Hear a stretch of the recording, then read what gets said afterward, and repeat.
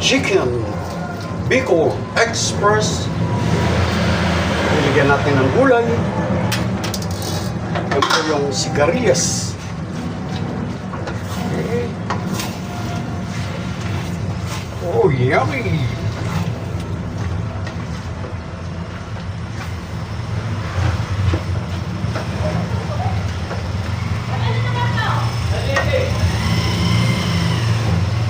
Bicol Express Chicken.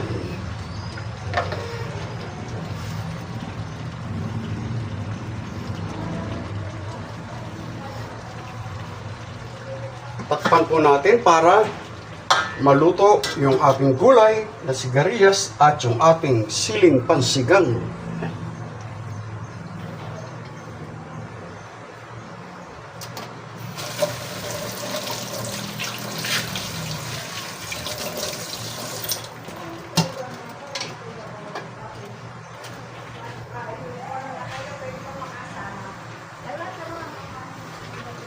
Bicol Express Chicken.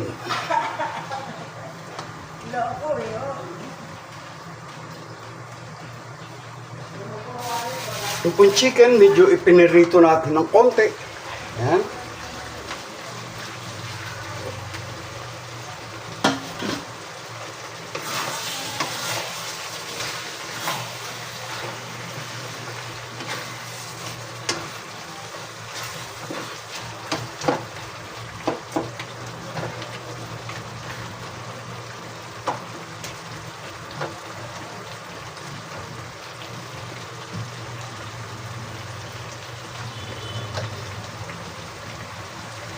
Sandali na lang po at luto na ang ating Chicken Bicol Express.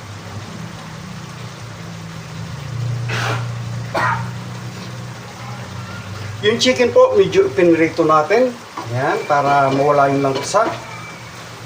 Nag-isa po tayo ng bawang, sibuyas, kamatis, at alamang.